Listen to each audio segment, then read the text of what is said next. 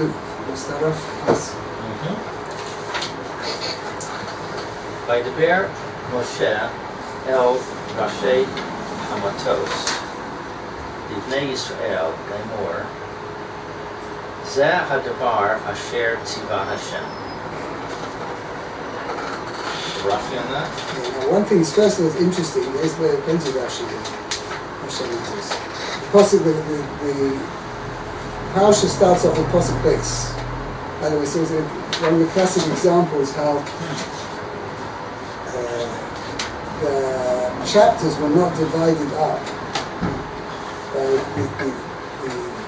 The way we have the chapters were not divided up. It wasn't a Jewish division. Right. It's done by priests in the time of the scholars, Christian scholars at the time of the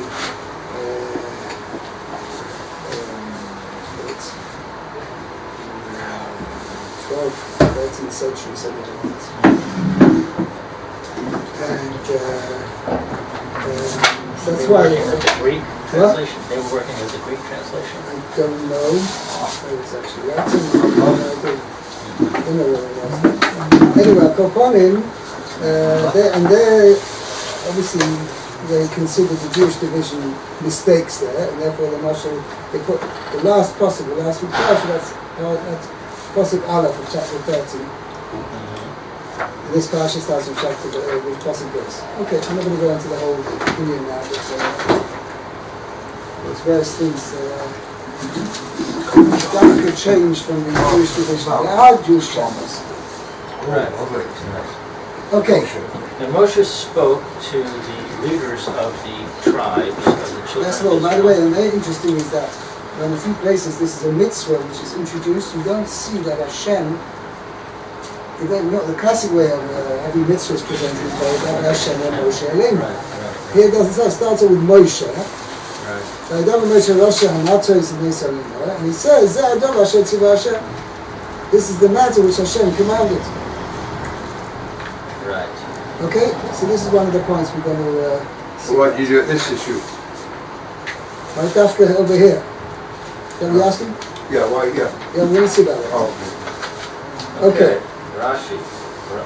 Rashi Hamatos, the leaders of the tribes. Kalak Kavod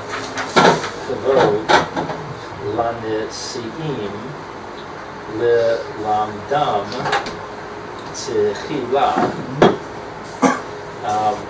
A portion of the honor. He apportioned honor. He apportioned honor to the princes to teach them by teaching them first. And afterwards, the whole Bnei Israel, all the children of Israel, who the Nayan She'af She'ar HaDibros Cain Talmud Lomar. Cain. How do I know that all the other Dibros means whenever Hashem spoke to Moshe, again, Moshe gave over first to the Rosh Amates and then afterwards to the rest of the people. Cain Talmud Lomar. Minash Avshar Dibros Cain. I don't know the other Dibros, the other speeches of HaKodesh Baruch Hu to Moshe was the same. The same. Okay. Talmud Loimar. Talmud teaches us, Vayashuvu Elav, and he returned to them. They returned to him. They returned to him. I.e. Aaron, the whole Hanasiim, for the Ada. Ada, in the congregation. So it says Aaron and all the leaders of all the Nasim among the community came back to returned to Moshe. Vayedaber Moshe Aleihem. And he spoke to them. Moshe spoke to them, and afterwards came Kol Bnei Yisrael, and all the rest of the Bnei Yisrael drew near, and they came to hear what Moshe Rabbeinu had to say. Came close. In fact, the Gemara in Eruvin says, Keitzad Seder HaMishpah. Okay, how was how was Moshe Rabbeinu give over the Torah to Klal Yisrael? So it says, basically, the Gemara explains that Moshe said it over 4 times. Whatever he heard from HaKodesh Baruch Hu, he taught it 4 times. First to Aaron, then to Aaron's sons. Not about you and Azar. Did Aaron not to explain to his sons? No, Moshe Rabbeinu. We're talking about Moshe Rabbeinu. Hello, yeah. No, well, after 1 second. All right. Slowly. Moshe sent it over to Aaron. Moshe then sent it over to Aaron's sons. Then Moshe sent it to the 70 elders, which was probably included these heads of the tribes. And then Moshe sent it over to the whole of the entire. So, What about Yeshua? Yeshua didn't actually, was not participant in this teaching of the Torah. Really? Afterwards he inherited, he became, not inherited, but he took over the position of Moshe. But all during the entire 40 years, he was sat there as a Talmud. Yeah. He didn't actually participate in the transmission of the Torah. Yes, what do you want So to I say? thought that he told it to Aaron, and then... I haven't finished. So Moshe Rabbeinu said over the Torah, everything he had from HaKodesh, he said it over 4 times. Once to Aaron, once to Aaron's sons, once to the 70 elders, and once to the rest of the Jewish people. That's 4 times. Then, after Moshe Rabbeinu had finished that, Aaron then sent it over to his sons. In their language, to their understanding. It was all that brought to a lesser level. Aaron was now saying over. And here at a lesser level. It's important to say that. I don't know if it was a lesser level. Because how could he explain at Moshe's level? Moshe's level was very high level. He's got to put it at a lower level. He could That's be. what I was told. Like, how can you talk, like you're telling me something, you're in the top share, and you're telling we're in the bottom share. You know, that's why they have it from the bottom share. Moshe Rabbeinu was a pedagogue par excellence. Right? He could tell you, it depended on who he was talking to. That's the way Exactly. Moshe himself. Anyway, we'll see the idea is that each person, everybody among Klal Yisrael had everything 4 times. In their own understanding. Right. Could be. Yeah. Then Aaron told it over to his sons, and Aaron told it to the 70 elders, and Aaron told it to the Jewish people. And then Aaron's sons told it over to the 70 elders and to the Jewish people. And then the elders told it over again to the Jewish people. So the Jewish people heard it 4 times. Once from Moshe, once from Aaron, once from the... Moshe, once from Aaron, once from Aaron's sons, and once from the 70 elders. And So what was the idea of all that? the idea was that every halacha which Moshe Rabbeinu, everything which Moshe Rabbeinu was taught from the HaKodesh Baruch Hu, everybody learns it 4 times.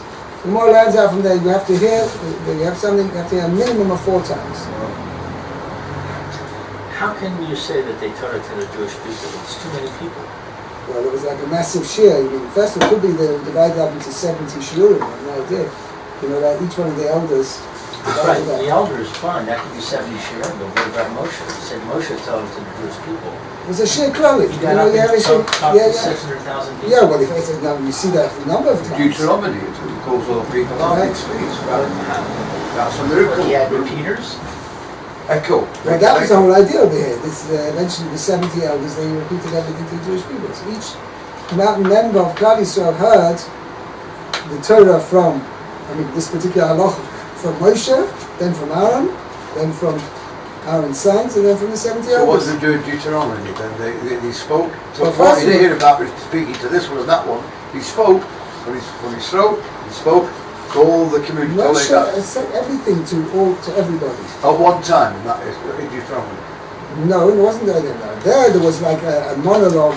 Moshe Rabbeinu spoke continuously for. It wasn't continuous, but he spoke from Rosh Chodesh Shvat till the day before he died, right? Which was 36 days.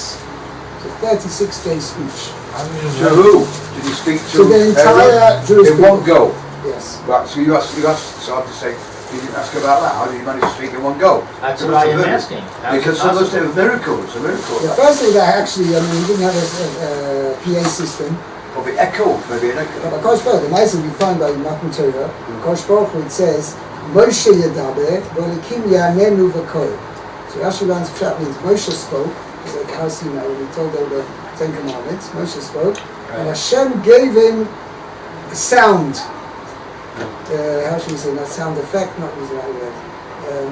sound, amplification, that's right. Do you know, miles away every night, or 5 o'clock in the morning, 7 o'clock in the morning, you go, and it's miles away. It's probably because it's around, maybe it's built in such a way that the echo, the Arabs, from the Arabs, from the minarets. It's saying it's like maybe it's like that where we live. I don't know. Imagine. Where do you live? We live in Emet Rafaim, but it's miles away. And as I explained, so the Gemara actually says when they woke up from Kohanim in the morning, every day, the voice was carried. The voice carried all the way to Yericho. That's the Kohanim. Carried all the way to Yericho. Wow. So it's way miraculous amplification. Yeah, but first of all, miraculous. It could also be that pulled the dafka in that direction, that was the way the wind was blowing. Yeah. Because there was no real need for the sound to carry that far. Just it was like a phenomenon that it carried so far. Anyway, okay. Uma Ra'ah. Yeah. Mara La'im Lokan. Why particularly over here is a mention that this idea that Moshe singled out the heads of the tribes to speak to them. Limeid Shehafaretz. Hafaras Nedarim. The Yochid Mumcha. To teach what's Hafaratz? The nullification of vows, right, is done by Yochid Mumcha, right, by a single judge who is an expert. Who's somebody who's an expert with all the dinim of vows. He can cancel a vow by himself. So I don't see the connection. No, why? Because as Moshe Rabbeinu was giving over to the heads of the tribes, saying, "You heads of the tribes, you're big Talmidei Chachamim. You are under the category of being experts in this field. You will have a special class to yourself, a special category to yourself, that you will be able to nullify vows by yourself. You don't need a bestie."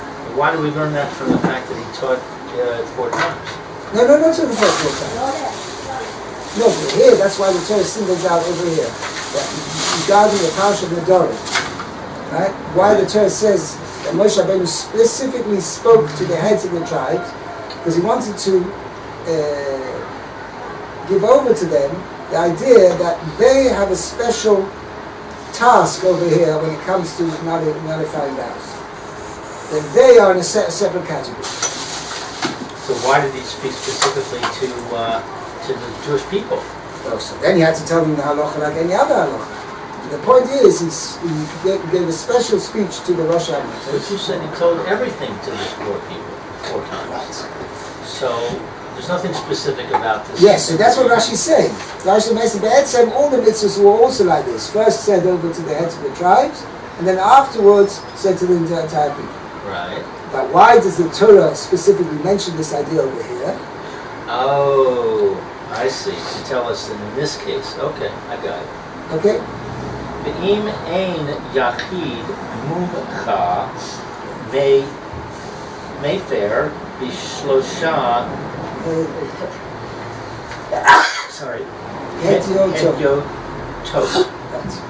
And if it's not, if there is no single expert, then nullify the vow with 3 ordinary judges. Right. Now, let me explain. Just I also explained this a lot earlier. The Maisa nowadays you don't have such a concept of an expert judge, expert Talmid Chacham who knows, who's so baki in the laws of vows that he can nullify a vow by himself. But what we do have is what we call 3 judges, like a bezdin. Now, but the idea is that every one of the bezdin has to know what nullifications of vows is about. Doesn't have to go into all the details, but he has to know what he's doing.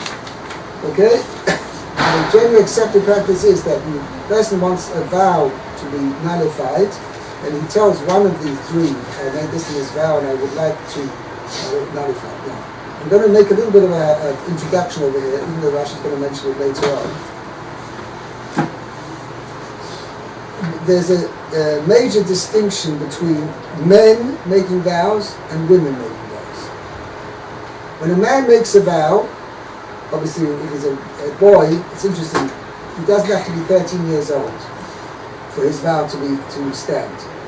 Even if he's 12 years old, but he knows what he's talking about, then already his vows already have a full binding status. Okay? And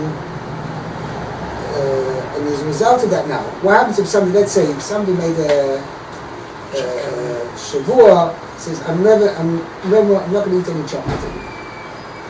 Okay? I'm not going to go into it right now because we'll see in the later psukim, there's this distinction between a neder, which is, let's term that a vow, and then shvua, which is term that an oath. I mean, the English terms don't really make a difference, but the point is, one is a neder, means the object is put an issa on the object, and the shvua means a person puts an issa upon himself. I am not going to do it. But let's for simplicity's sake, let's say if a person made a shvua, I am not going to eat any more chocolate. And now, circumstances are that he didn't realize at the time when he made this vow that something very important, he's missing out on some, let's say, major profit or something very important employment or something like that, as a result of the fact that he made this vow that he can't eat chocolate.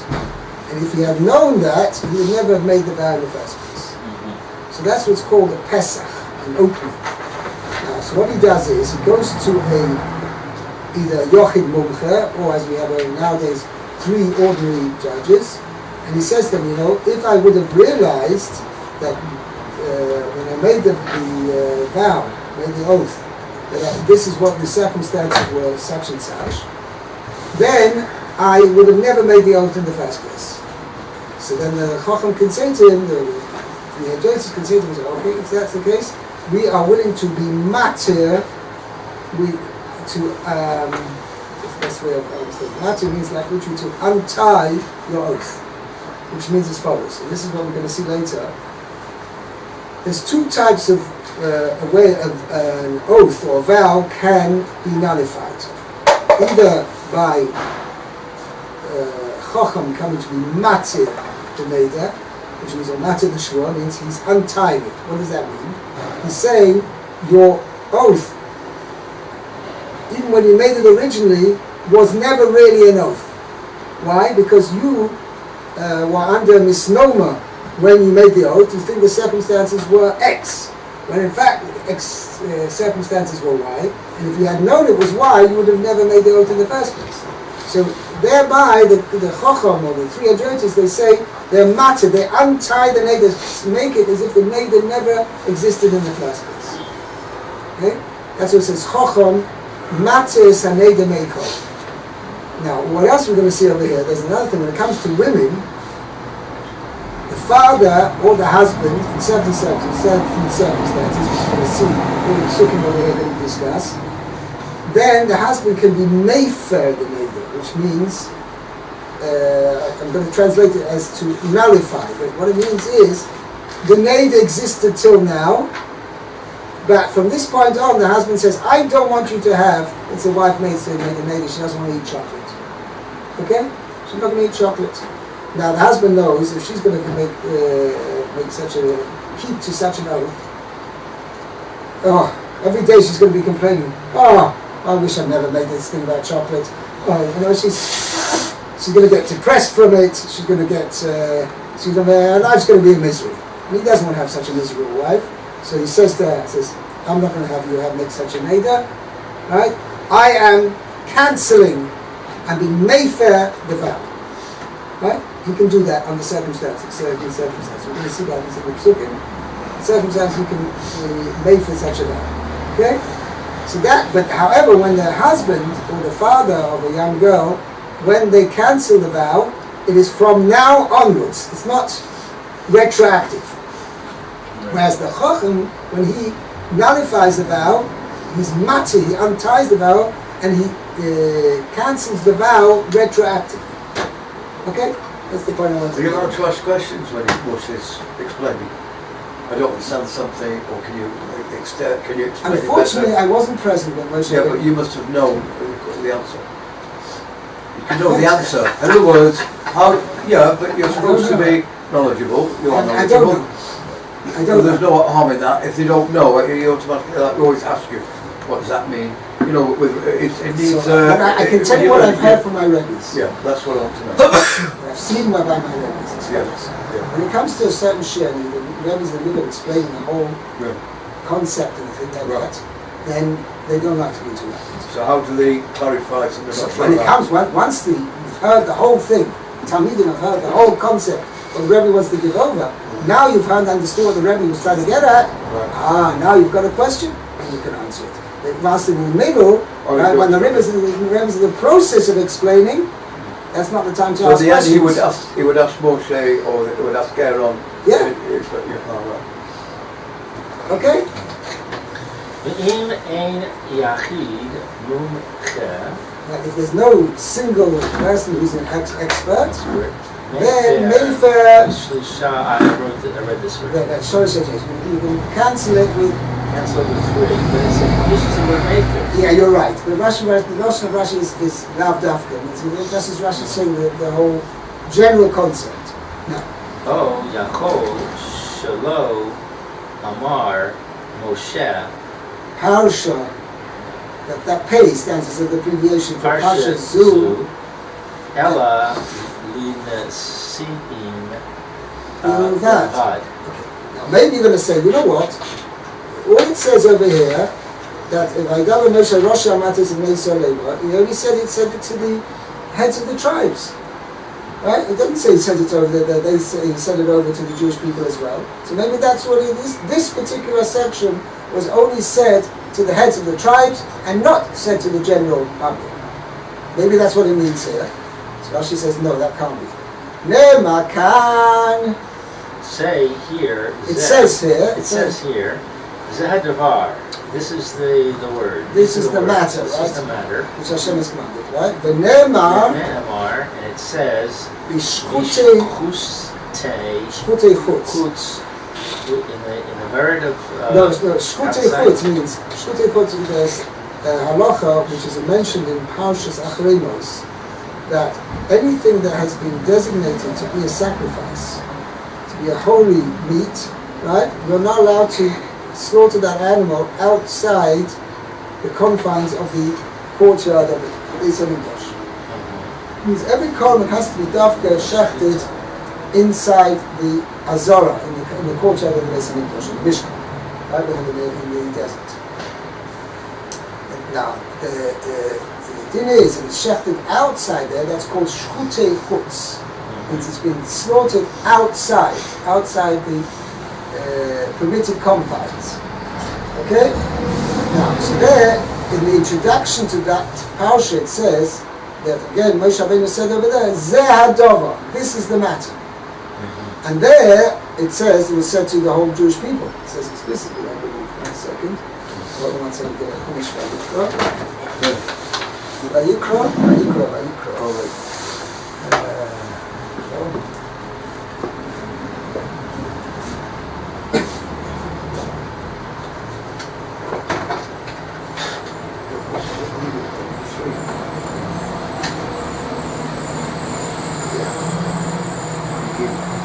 Vayidbar Hashem al Moshe Rabbeinu. This is chapter 17. Vayikra chapter 17 in Parshas Achremos. Vayidbar Hashem al Moshe Rabbeinu. Daber el Aaron ve'el bono ve'el kol bnei Yisrael. Speak to Aaron and his sons and all the Jewish people. V'amar ta'alem, she said to them, Zeh hadovo, this is the matter asher tzivah Hashem leinu. Hashem has commanded to say. They're exactly the same words as the words. Zeh asher tzivah Hashem leinu. Okay? Anyway, and this is what that the doesn't church. say anything about the new One second. Ish mi Beis Yisrael asher yishchak shor el chesed el eitz b'machane asher yishchak b'chutz l'machane. The Pesach Omer lo yehiyoy la'akiv korban. That's the din of somebody shechts sacrifice, even if he shechts in Yerushalyim, but not in the Azora, the korban is possible. Okay? That's something that he taught to the Aaron's sons And the entire Jewish people. but not to the elders. Well, they're including the entire Jewish people, though. not They're not mentioned specifically, true, but they are included by Bnei Yisrael, they're included in the entire people. So that's what Rashi is saying over here. I see. We're refuting and saying you could, maybe you could say that he spoke just to the Nisim. No, you can't, because in this case, in the other case, it wasn't to Nisim. It was to everybody. It was to everybody. It wasn't only to the Nisim. And it also used the introductory words Zehadova. Right. Ma'ala halon, that's what she says. Ma'ala halon, just like later on. Over there, right? Elsewhere. Nemra la'Aaron spoke to Aaron. It was said to Aaron and to his sons. And to all the Jewish people. As it says, speak to Aaron, etc. Abzu, even this. These two, Nema Lekulam, speak it to everybody. Was said to everybody. Right. Okay. Was said to everybody. Okay. Next Rashi. Wow. Zehadavar. This is the thing. Moshe nit nabei b'chol Amar Hashem. Moshe prophesied. When he said of the prophecy, he said, not all, the Amar, thus saith Hashem. Kachatzos halayla. This was the first example where Moshe Rabbeinu said over the prophecy to Klal Yisrael, and he said it in this expression: Koyam Hashem, so says Hashem. Okay? Right. The Hanevir, other prophets as well. What was Kachatzos halayla. This was by the 10th plague in Egypt. When Moshe Rabbeinu said everything, he says, Koyam Hashem, this so says Hashem, Kachatzos halayla, at about midnight, Ani Yotzei B'Seif Mitzrayim. Josh Baruch is going to go out into Mitzrayim and he smite every firstborn. Okay, so that's an example where Moshe Rabbeinu said over his prophecy with this expression, Koyam Hashem. So Hashem says.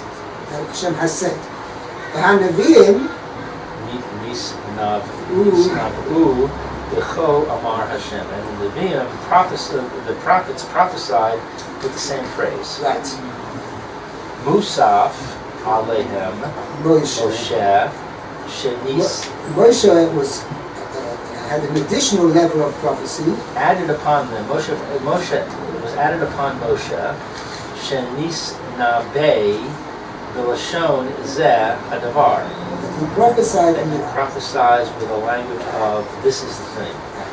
What Rashi pointed out is focus. Zeh, we always have a rule, a number of places in the Torah, is something which was visible. Right? It wasn't something. Right. It wasn't an abstract concept. It was something concrete. Okay.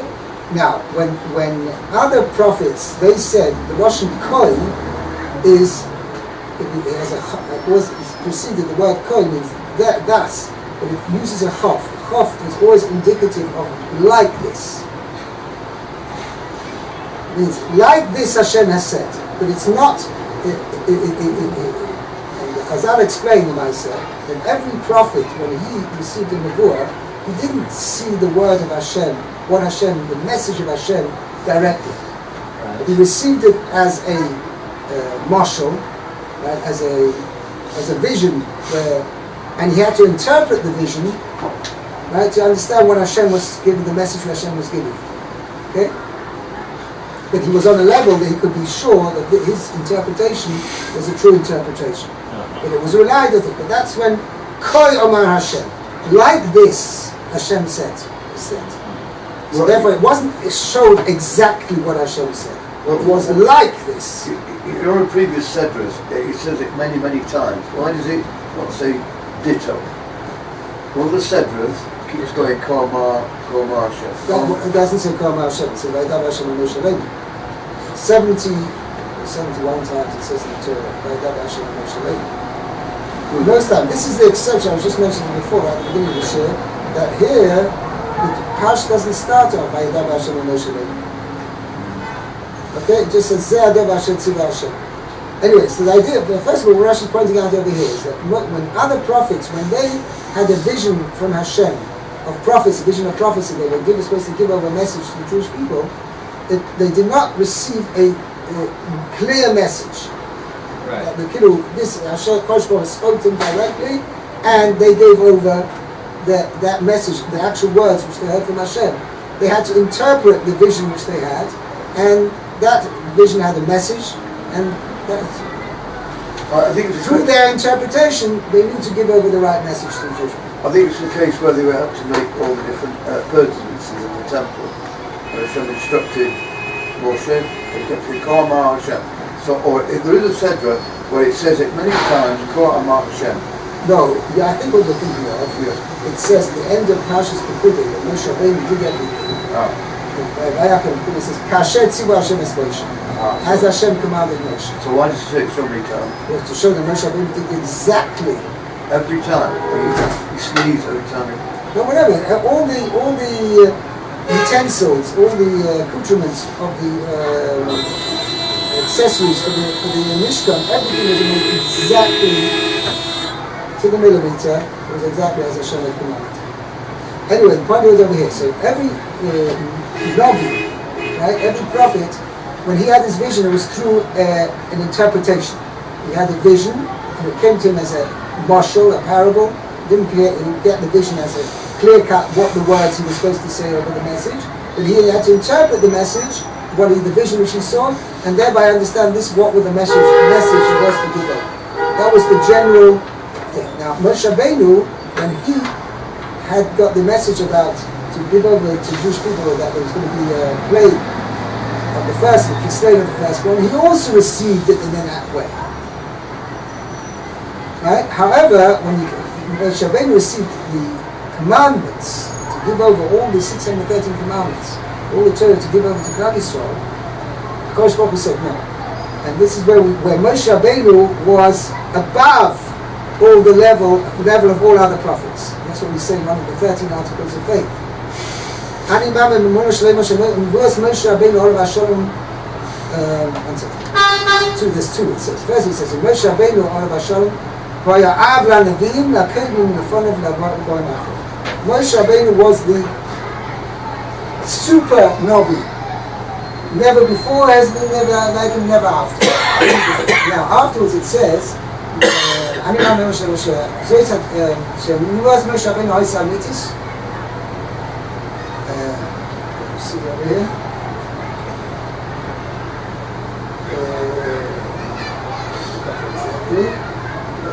Not a siddur. What is a siddur? It's one of the that's siddur. Oh, treble. Yeah, there's one right there. Yeah. On that shelf. To the right. This one? Yeah. This one you do. Yeah. You're looking for what?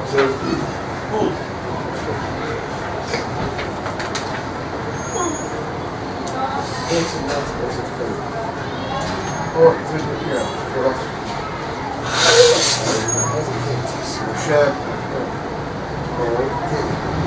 אני בא במה Moshe Rabbeinu Olav Hashem Oisa Mitzis, Yeshua היה להנביא מקל מלפן הקורונה. Moshe Rabbeinu's prophecy was true, right? And then the next one is number 8. אני בא באמונה שלם שכל התורה מצוית בידינו הם נשיאים Moshe Rabbeinu Olav Hashem. That all the Torah we have, who transmitted that to us, the Torah? Moshe, right? Now, there has to be a level of prophecy that it wasn't questionable whatsoever. Whatever Moshe Rabbeinu was telling us, that is the Torah which we receive. Now, if we're receiving the Torah, there's going to be no room for doubt whatsoever. No room, it can't be just Moshe Rabbeinu's interpretation. Therefore, HaKodesh Baruch Hu created that Moshe Rabbeinu, when HaKodesh Baruch Hu was telling him the Torah, the 613 mitzvahs, where HaKodesh Baruch Hu gave it over to him, which was in the term of Chazal, was ba'asplaklaria ha-me'ira. It wasn't a mirror. It wasn't something which Moshe Rabbeinu had to interpret. HaKodesh Baruch Hu told Moshe Rabbeinu, these are the words of the mitzvah which I want you to give over to Jewish people. And Moshe Rabbeinu heard them exactly as those words, and then Moshe Rabbeinu gave it over to the Jewish people. That's why he had a clear vision of HaKodesh Baruch Hu. Because Moshe Rabbeinu was the one to transmit the Torah to the Jewish people, HaKodesh Baruch Hu told it to him in such a way that it was absolutely clear. No visions and no interpretation. Exactly the words HaKodesh Baruch Hu wanted Moshe Rabbeinu to give over to Jewish people, those were the words HaKodesh Baruch Hu told Moshe, and Moshe Rabbeinu gave those over to the Jewish people. Okay, so that's Zeh HaDover. It was exactly the words. There wasn't any Kohen. It wasn't about like this, HaKodesh Baruch Hu said, which indicates some form of interpretation. No. When HaKodesh Baruch Hu gave over the Torah to the Jewish people, it's Zeh HaDover. This is the matter. It's exactly as Hashem had told Moshe. These exact words were what Moshe Rabbeinu gave over to the Jewish people. And because it was the transmission of the Torah, that's why Moshe Rabbeinu. That's what Rashi means. This is how the Maharal explains the Rashi over here, is that there were two, even Moshe Rabbeinu himself experienced two levels of prophecy. When it was a prophecy, a vision from HaKodesh Baruch Hu to give over the Torah, then it was Zeh HaDover. This is the thing. But when what Moshe Rabbeinu had to give over was merely what's going to happen in the future, like it happened with the 10th plague, it wasn't essential that it had to be exactly those words. So then even Moshe Rabbeinu himself received the prophecy as a vision, which he had to interpret. That's the Maharal says a very big Kiddush. But even Moshe Rabbeinu, because that's what Rashi means. Moshe Rabbeinu prophesied just like all the other prophets, in the same level. But Moshe Rabbeinu had a higher level of prophecy as well. So there are two levels. Okay? Tova Acher, let's finish here. Tova, you have it, Tova Acher? No. Tova Darf. And we'll write here. Zeh HaDover. Yeah, Tova Acher. Tova Acher. Another understanding. Zeh HaDover. This is a matter that is reduced. It's a limiting clause. Limiting. Loima to tell us Chacham Beloshen Torah. But the Chacham is when he nullifies the vow, he has to say the Loshen of Torah, untying the vow. Ubal and the husband, the Av or the father, Loshen Hafara, with the expression of cancellation. Right. Rishon HaKosu. Rishon HaKasu, in the language of the Pasuk. Here, over here. We see here. Here, we see the future, the later psukim.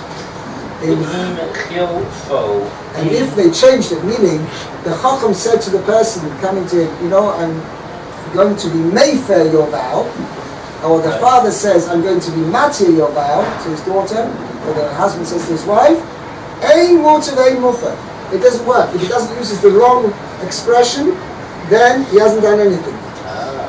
We're going to explain this more tomorrow, because we have to stop now for Mincha. But this Mayfair means to cancel. I'll use that word. We're going to use that word. We have to choose some expressions in the meaning, because there's no direction. Nullify better? Mayfair means retroactive, right? No, Mayfair means from now on. Right. Okay, that's cancel. Right. The other word means to nullify, yes. Okay, let's stop there.